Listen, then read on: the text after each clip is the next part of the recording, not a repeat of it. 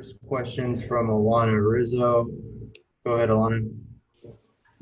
All right, well, thanks very much for taking the time. Yesterday, behind the plate in the scrimmage, catching Ross Stripling. What did you see yesterday from Chicken Strip?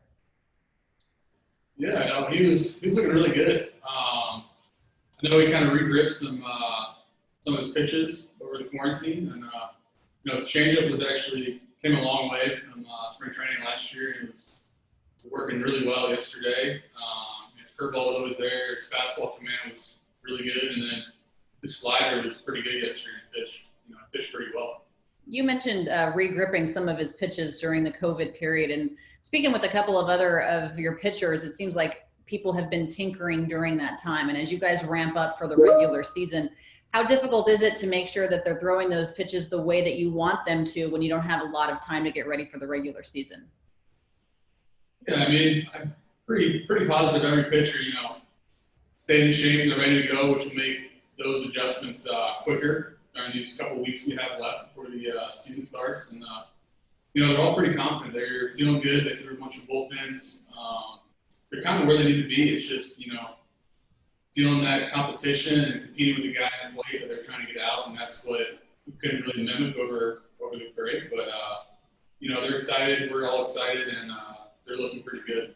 What about you as far as your ramp up is concerned? Where do you feel you are health-wise as you prepare for this season? Yeah, I feel good. My body feels really good. But, it's just that, getting those catcher legs into you.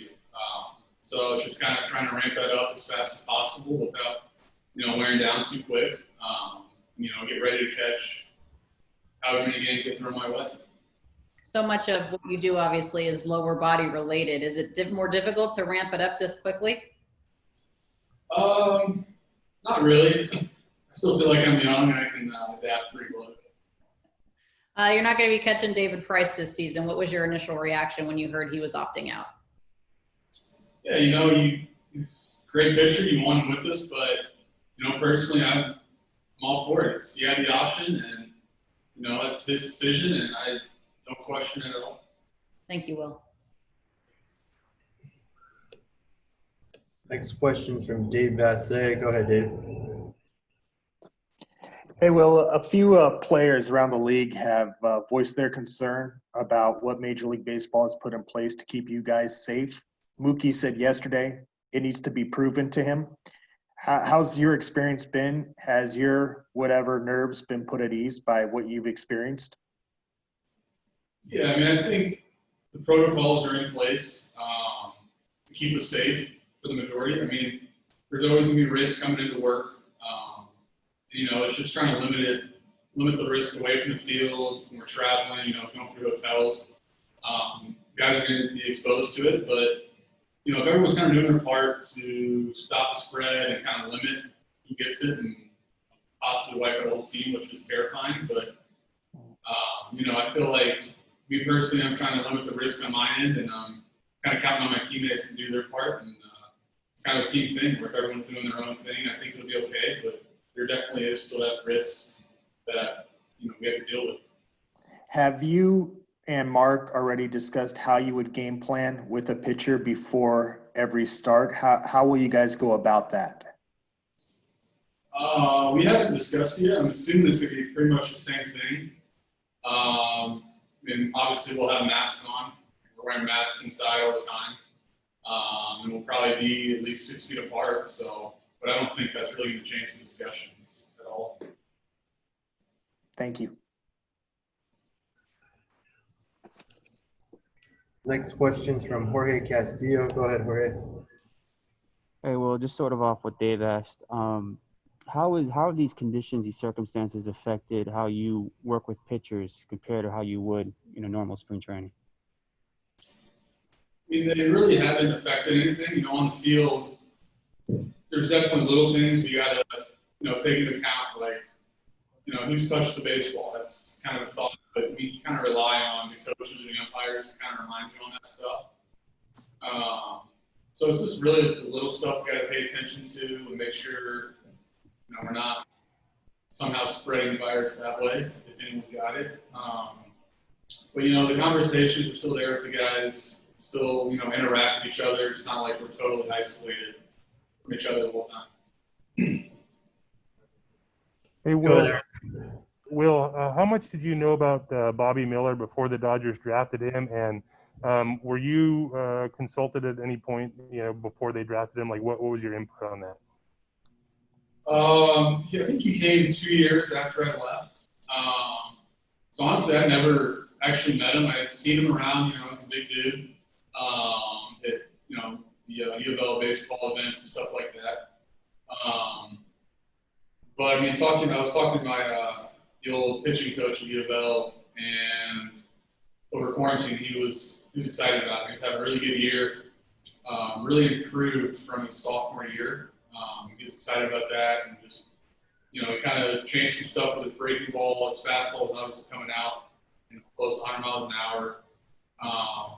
So I mean, coming from the coaches that I know there, it's been nothing but improvement from him, and I think whenever he gets a chance up here, he'll probably fly through the system, and he'll really help us out in big leagues. Thank you. Next question is from Ken Gurnick. Go ahead, Ken. Will is both a catcher and a hitter. Have you noticed anything about the outfield renovation that has changed the way you pick up the ball, either catching it or hitting it, as far as the batter's eye goes? Not too much yet. I mean, it looks great, honestly. I think if anything, maybe be a little higher or wider. You get a sidearm throw or something. Especially without the fans, because it's kind of yellow seats out there. But I mean, it's something we're all going to have to deal with. The other teams are going to have to deal with it, and I don't think it's unfair really in any way.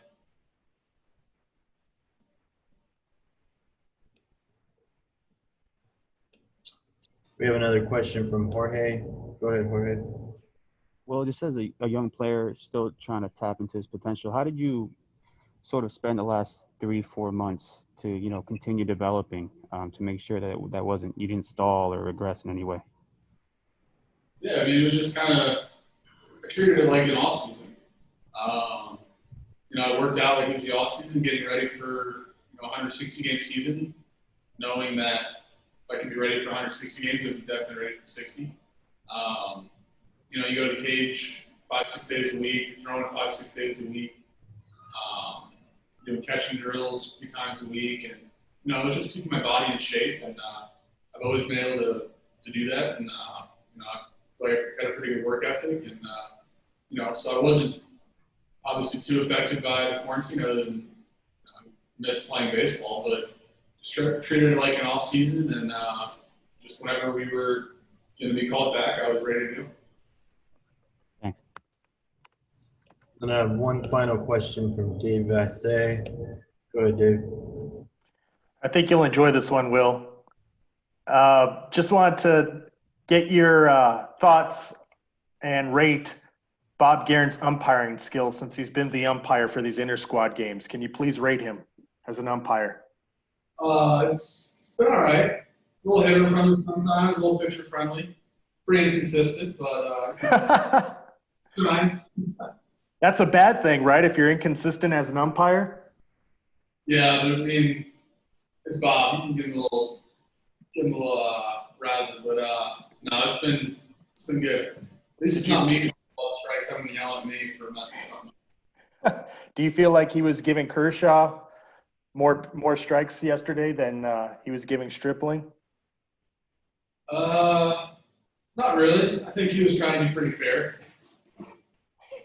Thank you. Thanks, Will. Thanks, everyone, for joining us.